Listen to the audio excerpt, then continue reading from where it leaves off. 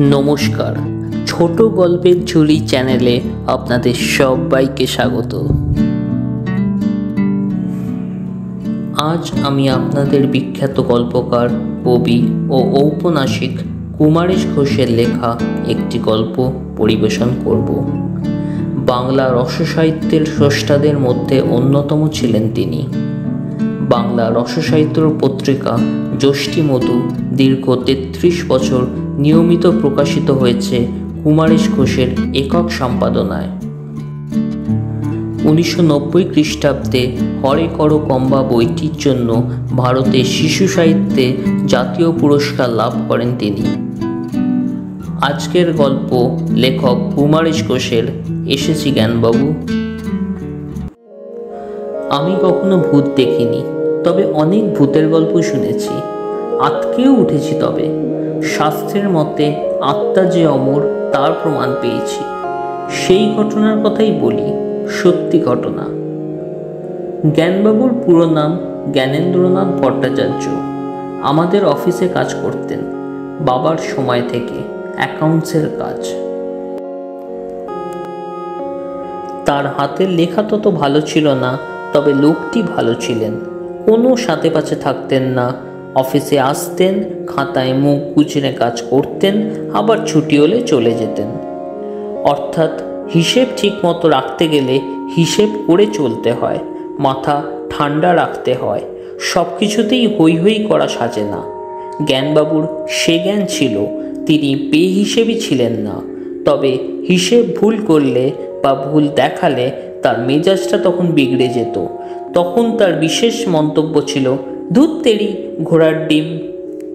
তার একটি বাড়তি আয়ের ব্যবস্থা ছিল, সেটা হচ্ছে পূজা পার্বণে, বিয়ে থাওয়ায় পুরোহিতের কাজ করা।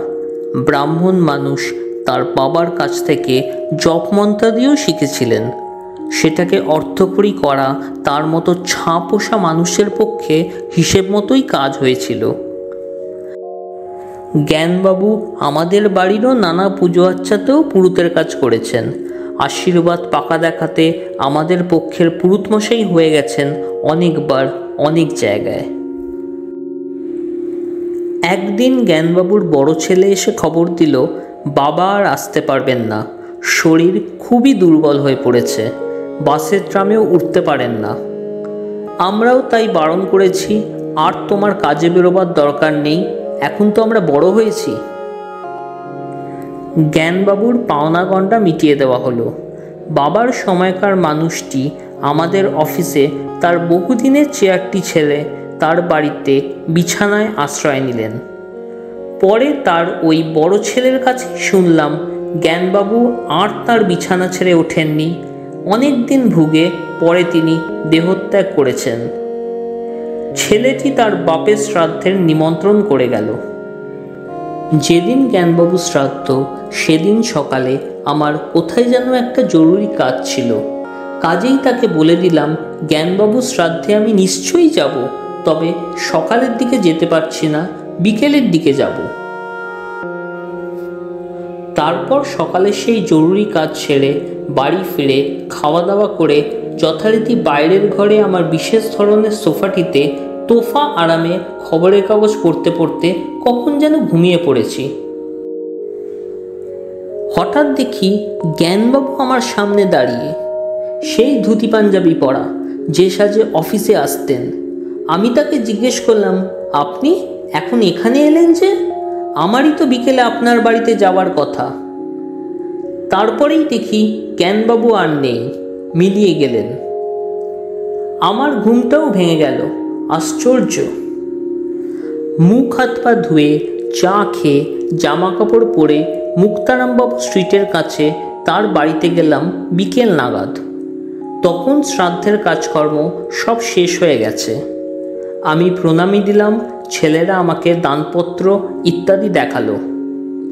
পরে একটা প্লেটে অনেকগুলি মিষ্টি এনে সামনে ধরল। খেতে খেতে আমার দুপুরের স্বপ্নের কথা বললাম তাদের। শুনে তারা বেশ বেশি রকমই বিস্মিত হলো। বলেন কি? বললাম, হ্যাঁ, আমি স্পষ্ট দেখলাম জ্ঞানবাবুকে। কতক্ষণ আগে দেখেছেন বলুন তো? তা প্রায় ঘন্টা দেড়েক আগে, বেলা 2:30 নাগাদ।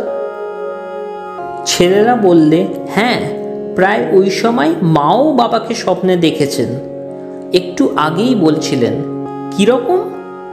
মা কাজকর্মের পরে মেঝেয় শুয়েছিলেন, একটু পরে ঘুমিয়ে পড়েছিলেন। দেখেন বাবা বাইরে বেরোবার সাজে মায়ের সামনে দাঁড়িয়ে। মা জিজ্ঞেস করলেন, কোথায় যাচ্ছ এখন? বাবা বললেন, যাচ্ছি কুমারেশবাবুর বাড়িতে। শুনে তাজ্জব বনে গেলাম। মনে মনে তার আত্মাকে প্রণাম জানিয়ে বললাম, এসেছি জ্ঞানবাবু। গল্পটি ভালো লাগলে অবশ্যই লাইক, কমেন্ট ও শেয়ার করুন। আমরা আসছি আরেকটি নতুন গল্প নিয়ে খুব তাড়াতাড়ি। সঙ্গে থাকুন। ধন্যবাদ।